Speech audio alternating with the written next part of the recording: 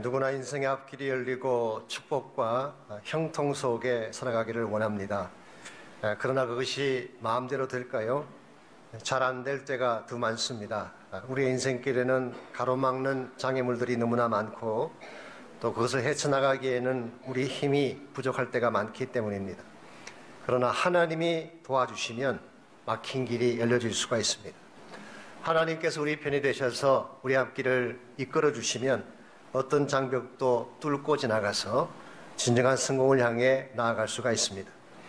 미국의 흑인 작가 중에 알렉스 헤일리라고 하는 유명한 분이 계십니다. 이분은 원래 뉴욕에서 태어나서 그 해안 경비대 코스트 가드로 입대를 해서 근무하던 분이신데요. 그러나 그의 마음속에는 항상 글을 쓰는 자가 되고 싶다는 열망이 있었습니다. 그래서 텀텀이 글을 써서 출판사에 보냈습니다마는 번번이 거절을 당했습니다. 요즘도 흑인이라 그러면 조금 차별하는 경향이 있는데 60년대에 흑인이 쓴 글을 누가 과연 받겠습니까? 8년 동안을 시도했지만 100통이 넘는 거절 편지만 받았을 뿐 어느 누구도 그의 글을 억셉트 안 했습니다. 그랬던 그가 1965년도에 흑인 지도자인 말콤 X라고 하는 분과 인터뷰를 한 것이 리더스 다이제스트라고 하는 이 잡지에 기재가 됐습니다. 그런데 이것이 히트를 친 것입니다. 나중에 이것을 말콤 X 자서전이라는 이름으로 출판을 하게 되자 600만 부 이상이 팔리는 대박이 터졌습니다. 헤일리는 여기서 멈추지 않고 어릴 때 할머니께 들었던 가족사를 중심으로 또 하나의 책을 집필하고자 했습니다. 그는 할머니가 들려주신 이야기와 또 도서관에 있는 모든 자료들을 수집한 결과 자신의 7대 할아버지가 쿤타 킨테라고 하는 아프리카 노예였다는 사실을 발견하고 이것을 소설화해서 책을 쓴 것입니다. 그것이 우리가 너무나 잘 아는 유명한 뿌리라고 하는 루츠라고 하는 소설이 된 것이죠. 그 당시에 800만 부 이상이 판매가 되고 37개국으로 번역이 되었다고 합니다. 1977년도에 그는 이것으로 풀리처 상이라고 하는 큰 상을 받게 되고 그 스토리가 TV의 미니 시리즈로 방영이 되면서 전 세계적으로 명성을 얻게 됐습니다. 제가 그 자료를 보니까 그때 ABC에서 방송을 했는데 시청자의 숫자가 1억 3천 명이 넘었다고 합니다. 엄청난 것이죠. 그가 세계를 돌아다니면서 각국에서 받은 명예 박사 학위만 모아도 300개가 넘는다고 하니 그 명성이 어땠는지 짐작할 수가 있을 것입니다. 이 알렉스 헤일리가 살아있을 때, 지금 물론 세상을 떠났습니다마는 그의 사무실을 가게 되면 재미있는 그림 하나가 벽에 걸려 있었습니다. 거북이 한 마리가 담장 꼭대기에 앉아있는 그림입니다. 왜 이 그림을 붙여놓았는가 질문하면 그는 항상 이렇게 답변을 합니다. 이 거북이가 자신의 힘으로 저 높은 담장 꼭대기에 올라가 있다고 생각하십니까? 그것은 불가능합니다. 누군가가 올려주었기 때문입니다. 제가 오늘날 이렇게 큰 명성을 얻게 된 것은 나의 힘 때문이 아닙니다. 하나님이 올려주신 것입니다. 이것을 잊어버리지 않기 위해서 저는 그림을 붙여놓고 늘 바라본다는 설명이었습니다. 사랑하는 성도 여러분, 인생의 성공이라는 것이 우리의 힘만으로 가능할까요? 노력하고 애쓴다고 해서 인생의 정상에 오를 수가 있을까요? 결코 그렇지 않습니다. 우리는 마치 거북이처럼 미련하기도 하고 느린 존재이기 때문에 우리 자력으로 최고의 정상까지 오르는 것은 불가능한 것입니다. 그러나 하나님께서 올려주시면 가능합니다. 하나님이 나의 편이 되셔서 내 앞길을 열어주시게 되면 어떤 높은 장벽이라도 넘어설 수가 있게 되고 최고 수준의 꼭대기까지 올라가는 것이 가능한 것입니다. 이런 측면에서 정말 지혜로운 사람은 자기 힘만 믿고 사는 자가 아닙니다. 내 힘의 연약성과 한계성을 인정하고 하나님의 능력을 신뢰하며 그 능력을 붙잡고 사는 자, 이와 같은 삶이 참된 차원의 열매도 맺을 수가 있고 우리 능력을 넘어선 기적적인 역사들도 이룰 수가 있습니다. 이와 같이 나의 능력이 아닌 하나님의 능력을 내 삶의 현장에서 경험하게 만드는 가장 중요한 비결이 무엇일까요? 그것은 바로 기도입니다. 기도할 때에 무한한 하나님의 능력의 그 자원이 내 삶 현실 속에 흘러들어오게 되고 이것이 내 삶의 놀라운 열매들을 맺게 하는 것입니다. 이런 면에서 우리 크리스찬 삶에 있어서 기도라고 하는 것은 삶의 열매를 맺고 건강하고 아름다운 삶을 영위하는 데 있어서는 빼서는 안 될 필수적 요소라고 할 수가 있습니다. 특별히 기도 중에서도 작정하고 전심을 다해 부르짖는 기도, 이것은 대단한 역사를 이루고 열매를 맺게 만들어줍니다. 하나님은 일반적인 기도도 기뻐하시지만 특별히 작정하고 하는 기도, 이 기도는 기도의 강도도 다를 수밖에 없고 그 결과 열매도 다를 수밖에 없기 때문에 하나님이 선호하시는 기도라고 부를 수가 있습니다. 성경에 보게 되면 작정하며 기도했기 때문에 놀라운 기적을 경험한 많은 예들을 확인할 수가 있습니다. 사무엘상에 보게 되면 한나라고 하는 여자분이 나오시죠. 그는 아기를 갖지 못한 그 때문에 고통을 당하고 처참한 삶을 살 수밖에 없었습니다. 그랬는데 사무엘상 1장 11절에 보니까 그가 서원하여 기도하기 시작했다고 했어요. 즉 작정하고 하나님께 매어 달린 것입니다. 그 결과 하나님께서 그에게 잉태할 힘을 주셨고 소중한 아들을 낳게 되죠. 그 아들을 낳았을 때 이름을 뭐라고 지었을까요? 하나님이 나의 기도를 들으셨다. God hears. 이것을 히브리 말로 바꾸면 사무엘이라고 하는 이름이 되는 것입니다. 하나님은 작정하는 자의 기도를 들으십니다. 에스더서에 보게 되면 에스더라고 하는 한 연약한 여인이 나옵니다. 유다에서 끌려간 포로의 후손, 그러므로 힘도 없고 능력도 없는 존재입니다. 그런데 유다 민족이 전멸할 수 있는 위기가 찾아왔습니다. 그때에 에스더가 한 여인의 몸으로서 할 수 있는 일이 뭐가 있겠어요? 그는 3일 동안 밤낮으로 식음을 전폐하고 기도했습니다. 그때 하나님께서 기가 막힌 방법으로 그 위기를 반전시켜 주셔서 오히려 유다 민족이 승리하게 하고 대적이 대신 짱대에 매달리게 하는, 하나님 이와 같이 우리가 작정하며 기도할 때에 하나님의 놀라운 역사들을 나타내 주시고 하나님이 어떤 분인지를 경험할 수 있도록 기회를 허락하십니다. 그러므로 우리가 같은 기도지만 작정하고 하는 기도, 이 기도가 얼마나 위대한지, 작정하며 하나님 앞에 매어 달리며 간구했을 때 과연 하나님은 어떤 축복을 여러분과 저에게 안겨주시기를 원하시는지, 오늘 같이 봉독한 본문인 다니엘서 10장을 통해서 이것을 함께 정리해 보려고 합니다. 오늘 본문 속에 보시면은 그 유명한 다니엘의 3주간의 특별 기도에 대한 말씀이 소개되고 있습니다. 참 공교롭게도 저희 교회가 내일 아침부터 3주간 특세를 하려고 하는데 그게 맞추어서 다니엘의 3주간의 기도를 소개한다는 것은 우연치고는 특별한 우연이 아닐 수가 없습니다. 일부러 제가 짜서 한 게 아니에요. 그냥 순서대로 했는데 딱 그날이 온 거예요. 오늘 그래서 이 3주간의 다니엘의 특별 새벽 기도를 보면서 우리도 이와 같은 기도에 참여할 수 있기를 바라고 그 열매가 어떠한지를 확인했으면 좋겠습니다. 사실은 오늘 이 본문의 말씀은 다니엘이 보았던 네 번째 환상의 서론 부분이라고 할 수 있습니다. 프롤로그에. 지난번에 소개 드렸습니다마는 7장부터 12장까지 보면 다니엘이 보았던 환상이 4개가 나오죠. 7장에는 바다에서 나온 4 짐승에 대한 환상, 이것은 세계 제국에 대한 역사적 제국에 대한 일들을 하나님께서 알려주신 것입니다. 8장에 보게 되면 순양과 순염소, 이것은 페르사 제국과 헬라 제국에 대한 예언을 말씀하신 것이죠. 지난주에 다루었던 9장에 보게 되면 71회에 대한 환상을 주십니다. 마지막 시대에 등장할 적그리스도에 대한 환상을 보여주셨어요. 그리고 오늘 본문으로 와서 10장부터 12장까지 이 4번째 환상을 하나님이 보여주시는데 이 4번째 환상의 내용은 전쟁에 대한 환상입니다. 그래서 1절 말씀을 다시 보시면 바사왕 고레서 제3년에 한 일이 벨르사살이라 이름한 다니엘에게 나타났는데 그 일이 참되니 곧 큰 전쟁에 관한 것이라. 여기 큰 전쟁에 관한 환상이 있다라고 말씀합니다.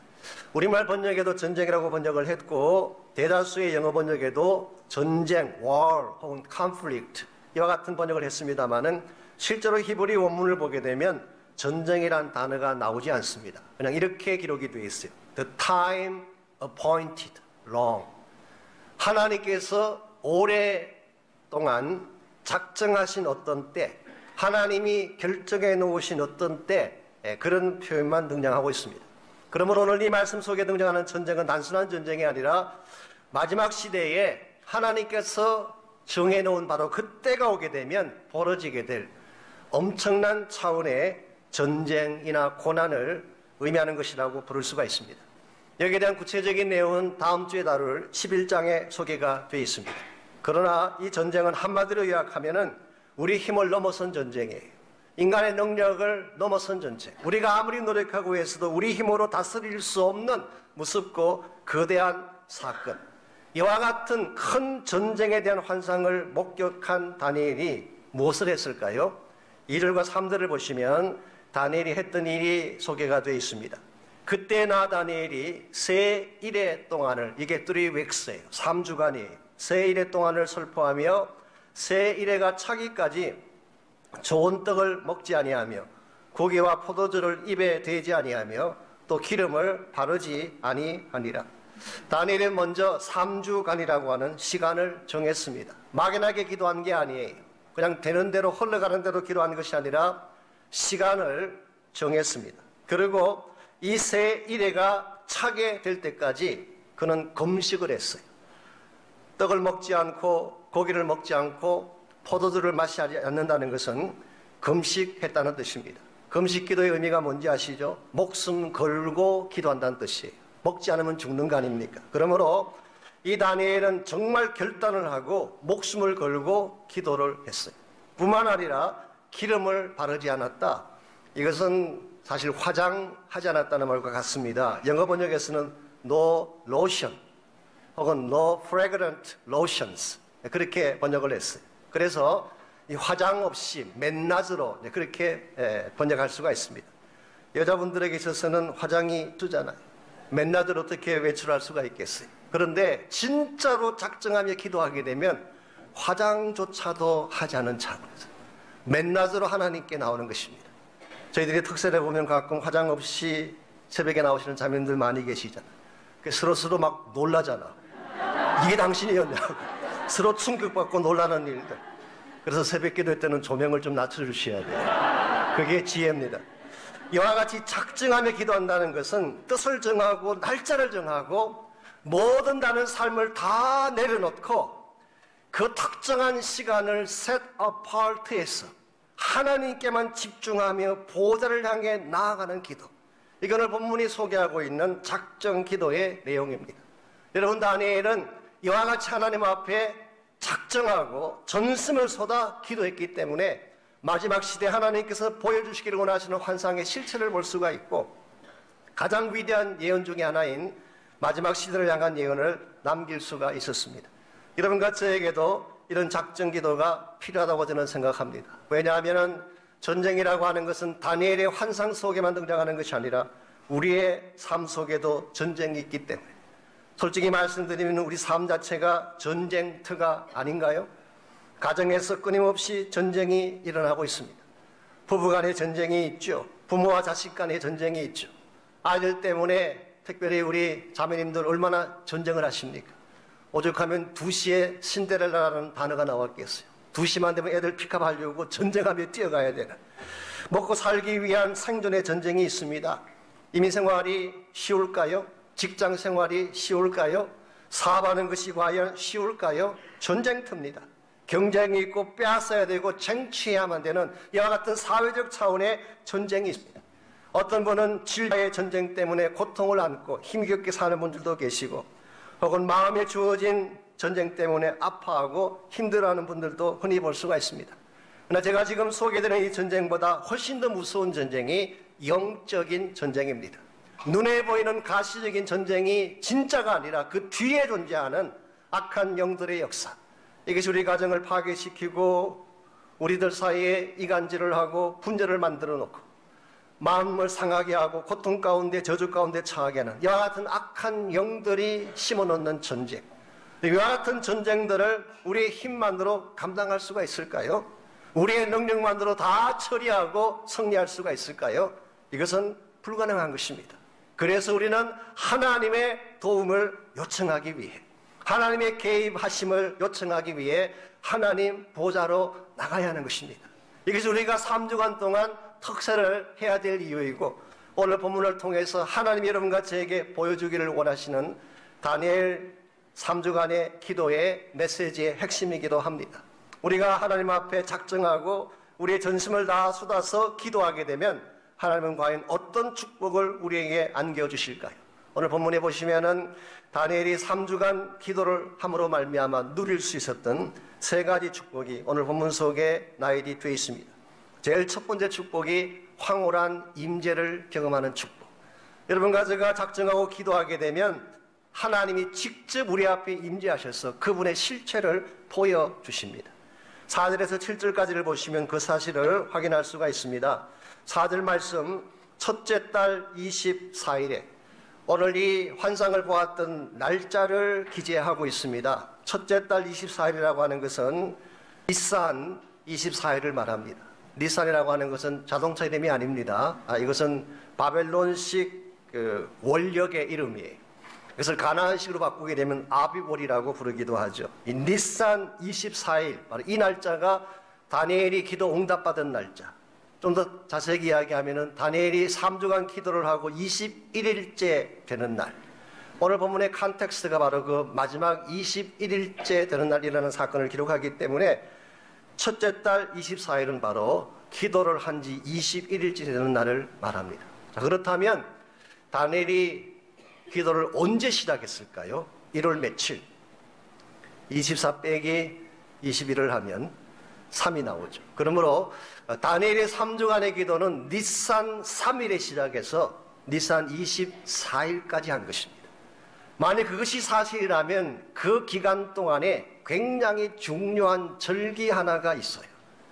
유대인들이 가장 소중하게 여기는 절기가 니산, 즉 유대인의 원력 1월달입니다. 아비월입니다.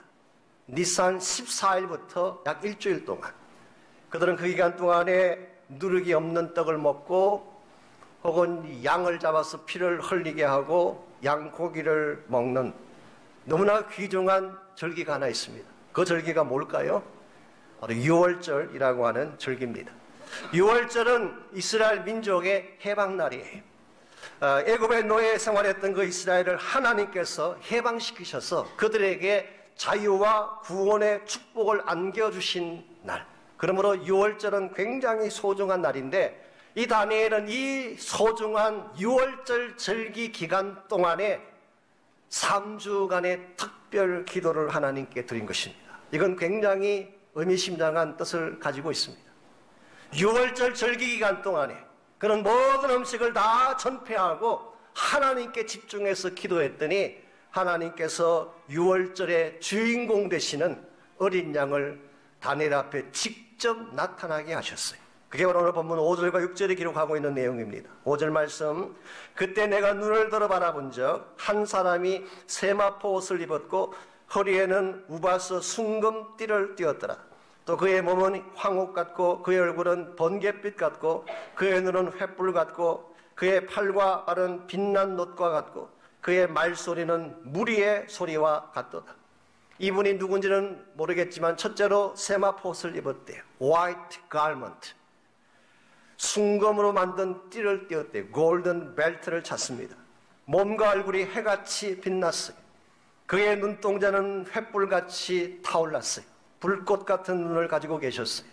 그리고 그분의 목소리는 얼마나 웅장한지 수많은 사람들이 함께 소리를 지르는 것 같은 웅장한 목소리를 가지고 여기에 묘사된 이분이 과연 누구일까요? 어떤 분들은 가브리엘이나 마이클 같은 천사라고 설명하는 분도 계시지만 아무리 살펴봐도 오늘 본문에 묘사된 이분은 성육신 하시기 이전에 예수님을 말합니다. Pre-incarnate Christ. 왜냐하면 요한계시록 1장을 보시게 되면 사도 요한이 그가 직접 밤모섬에서 환상 중에 보았던 예수님과 오늘 본문의 묘사가 너무나 일치하고 있기 때문에 그러므로 이분은 그냥 나타난 천사 중에 한 분이 아니라 바로 장차 여러분과 저를 위해 이 땅에 오실 유월절 어린 양 되신 예수 그리스도가 지금 다니엘 앞에 직접 와 계신 것입니다. 이보다 더 황홀하고 이보다 더 놀라운 축복이 어디 있겠어요? 하나님의 위대하신 하늘이 하나님의 위대하신 그 아드님이 정말 우주 만물을 창조하시는데 함께 하셨고 우리 모두의 영원한 구원자이신 바로 그 예수 그리스도가 영광된 모습으로 내 앞에 와 계신다고 한번 생각해 보십시오. 다니엘의 마음이 어땠을까요? 아마 황송함과 떨림과 감격으로 몸둘 바를 몰라 했을 것입니다. 우리가 늘 부르는 찬송가의 가사처럼 주님을 생각만 해도 내 마음이 좋거든 그 얼굴 배울 때야 얼마나 좋으랴. 아무도 말로 다 형언할 수 없는 그 큰 감격이 다니엘의 마음을 꽉 채웠을 것입니다. 그런데 놀라운 사실이 있습니다. 7절 보십시오. 이와 같은 임재 체험은 누구만 한 것인가요? 이 환상을 나 다니엘이 홀로 보았고 나와 함께 한 사람들은 이 환상은 보지 못하여서도 그들이 크게 떨며 도망하여 숨었느니라. 다니엘 곁에 다른 분들이 많이 있었던 것 같습니다. 그런데 그 사람들은 어떤 현상을 느끼기만 했지 이 환상은 보지는 못했어요. 누구만 보았느냐? 다니엘 혼자만 보았다고 했습니다. 여러분, 이것이 영적 체험의 비밀입니다. 영적 체험은 개인적이면서도 그리고 비밀스러운 면이 있어요. 신비로운 면이 있어요. 여러분이 만난 예수님과의 체험은 누구에게도 설명할 수 없는 신비로운 만남이에요. 오늘 다니엘은 아무도 경험하지 못한, 아무도 체험하지 못한 이 다니엘 혼자만 경험했던 신비로운 체험, 이 놀라운 체험을 무엇을 하는 중에 하게 되었다는 것입니까? 3주간 동안 전심을 다해 작정하며 기도하는 동안에 이것이 기도가 안겨주는 첫 번째 축복입니다. 여러분과 제가 정말 살아계신 주님을 만나기를 원하고 그분의 영광된 모습을 직접 체험하기를 원한다면 반드시 보좌 앞으로 나오셔야 됩니다. 주님을 갈망하며 기도하시기 바랍니다. 정말 그 주님을 만나고 싶어하는 간절한 마음을 가지고 간구하고 앙망하게 되면 주님 여러분에게 찾아오셔서 만나 주십니다. 이 내 심령 가운데 가득 찬 하나님의 영광, 주님의 그 가득 찬 임재를 체험할 때 비로소 여러분의 영성이 변하기 시작합니다. 많은 분들이 그냥 교회만 다니고 건성으로 신앙생활하지만 이 체험을 하지 못하게 되면 감격이 없어요. 밋밋한 종교 생활을 벗어날 수가 없는 것입니다. 이런 면에서 정말 하나님의 임재, 살아계신 예수님의 임재를 직접 경험한다고 하는 것은 여러분의 영적 삶을 바꾸어 놓을 수 있는 모멘텀이 될 수가 있어요. 이것은 어떤 분들은 성령을 체험했다 그렇게 표현하기도 하고 주님을 만났다 그렇게 말하기도 하고 뭐 여러 가지 많은 단어로 표현하지만 핵심은 부인할 수 없는 주님의 임재를 내가 직접 경험한 것입니다. 전 여러분 한 분 한 분이 이번 3주간의 특세를 통해서 이 주님의 영광을 경험하는 축복이 있기를 바랍니다. 이분을 만나야 돼요. 이분을 경험해야 돼요.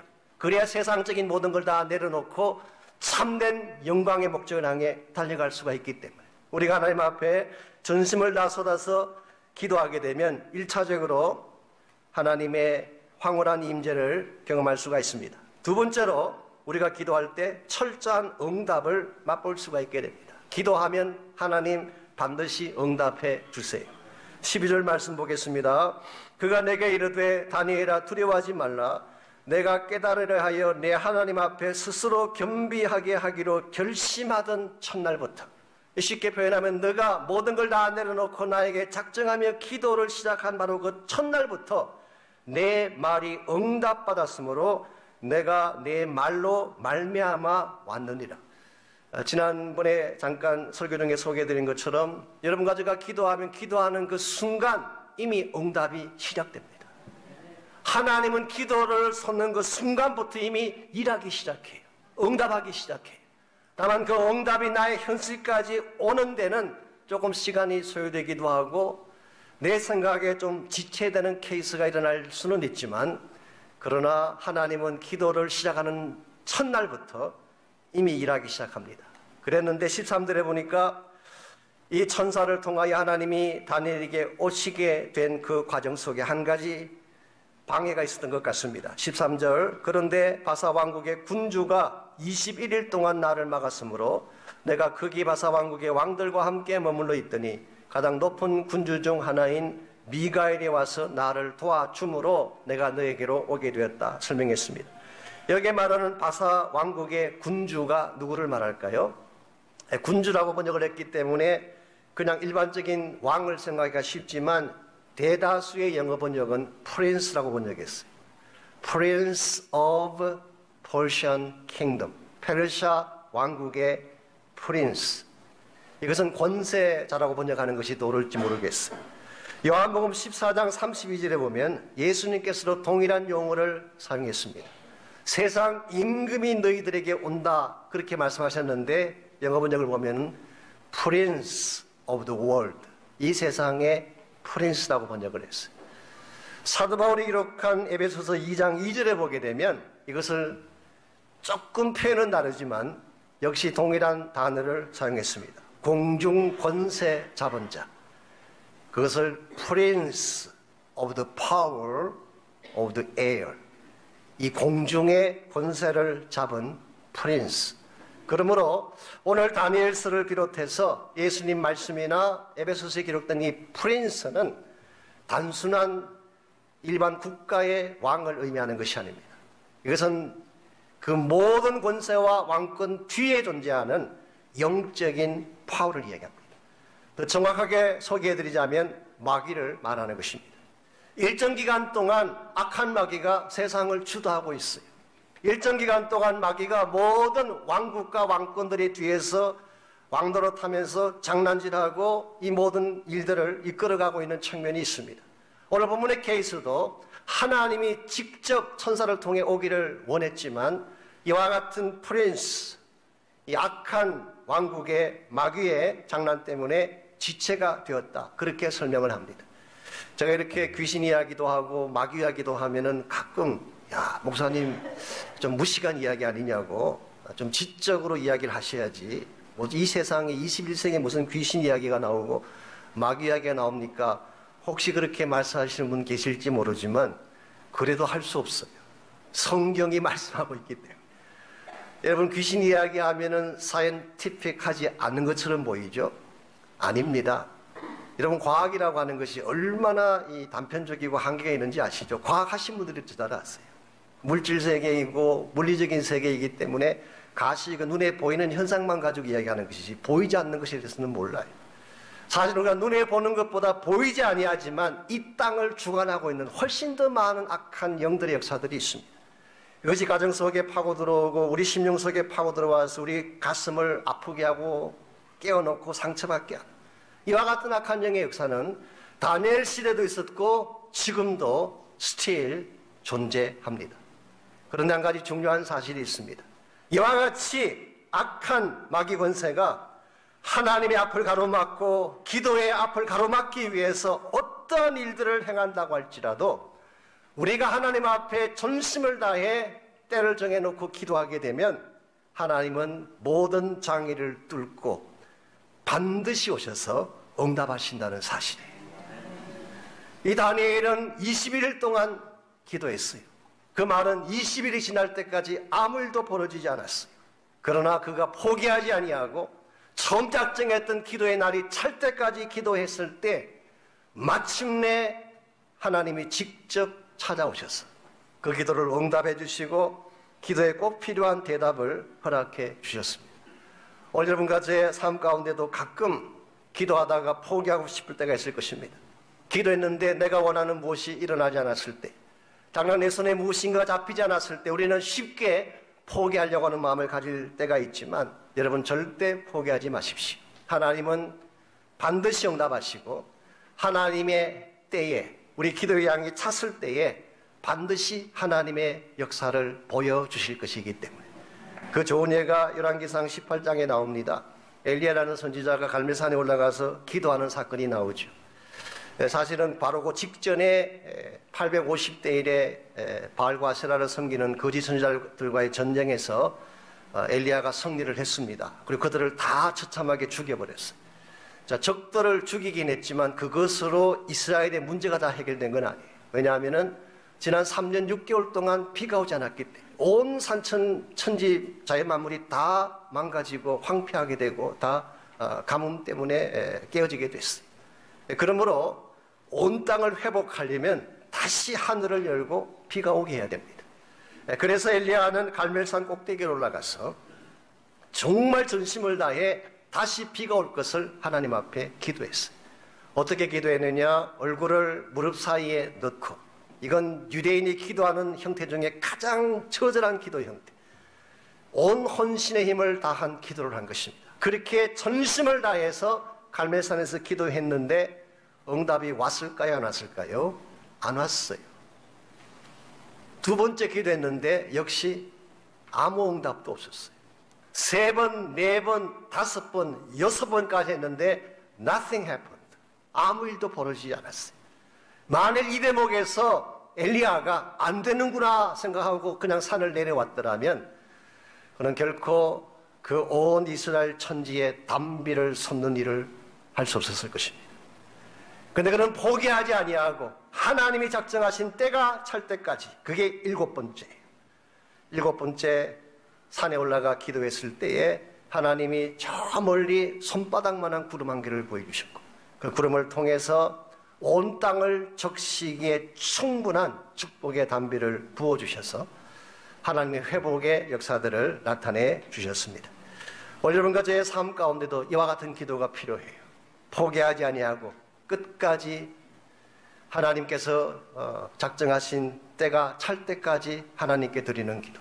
여러분, 그와 같은 기도를 드리게 되면 설사 여러분이 원했던 답은 혹시 얻지 못할지 모르지만 하나님이 준비하신 최선의 답은 반드시 여러분에게 주어집니다. 두 번째로 이 기도의 응답의 결과를 체험할 뿐만 아니라 마지막 세 번째로 우리가 작정 기도할 때 주어질 또 하나의 축복이 18절 이하에 기록되어 있습니다. 그때 비로소 우리는 하나님이 가지신 강력한 능력을 받게 됩니다. 강력한 능력의 체험이라고 할 수가 있습니다. 18절을 보겠습니다. 또 사람의 모양 같은 것 하나가 나를 만지며 나를 강건하게 하여 그랬어요. 이게 사람의 모양 같은 것, 이건 역시 천사로 볼 수도 있겠지만 전체 문맥을 볼 때 제 생각에는 앞에 나타나셨던 바로 그분이라고 생각합니다. 하나님께서 혹은 예수님께서 직접 나타나셔서 다니엘을 만지셨어요. 영어 번역에서는 터치했다 그렇게 번역을 했는데 사실 조금 아쉬운 번역입니다. 그러니까 히브리 원어에는 손을 댔다라고 하는 뜻의 단어예요. 손을 대었다. 그러므로 이것은 단순히 만진 것이 아니라 실제로 손을 얹은 것입니다. 그래서 좀 더 원문에 가깝게 우리가 번역을 하자면 laying on of the hands, 안수한 것입니다. laying hands on him, 즉 하나님 자신이신 예수님이 직접 그 앞에 임재하셔서 피곤하고 탈진하고 지친 다니엘의 머리 위에 혹은 maybe 어깨 위에 손을 얹고 안수하신 것입니다. 그 순간 하나님이 손을 얹고 안수하시는 그 순간 하나님이 가지고 계셨던 그 능력이 그대로 다니엘에게 이전되어졌어. 트랜스포 되어졌어. 다니엘이 생기를 얻게 되고 힘을 회복하게 된 것입니다. 여러분, 오늘 본문 속에 나오는 이 다니엘은 21일 동안 먹지 않고 식음을 전폐하고 전심을 쏟아 기도했기 때문에 사실 피지컬리 말씀드리자면 기진할 대로 기진한, 탈진할 대로 치진한, 정말 일어설 힘조차 없는 연약한 상태라고 말할 수가 있을 것입니다. 이와 같이 온몸이 exhaust 되어질 정도로, 탈진되어질 정도로 연약하고 힘이 없는 가운데 있는 이 다니엘을 바로 그분이 오셔서 손을 얹고 안수하시는 순간 19절을 보겠습니다. 이르되 큰 은총을 받은 사람이여 두려워하지 말라. 평안하라. 강건하라. 강건하라. 그가 이같이 내게 말하매 내가 곧 힘이 났다. 즉 하나님이 직접 안수하시고 하나님의 전능하신 능력을 그에게 덧입혀 주시는 순간 그 파워가 다니엘에게 그대로 전이가 되어져서 다니엘이 즉시 힘이 나서 일어나게 된 것입니다. 오늘 본문을 자세히 보십시오. 힘을 낸 것이 아닙니다. 힘이 난 것입니다. 좀 더 어렵게 설명하자면 수동태예요. 다니엘이 힘을 내자, 용기를 내자, 일어서야지 이 케이스가 아니에요. 다니엘은 일어설 힘이 하나도 없습니다. 기진했습니다. exhaust 됐습니다. 에너지가 다 사라졌습니다. 그랬는데 하나님의 파워가 임하게 되자 그 능력이 그를 일어나게 한 것입니다. 이게 기도의 파워예요.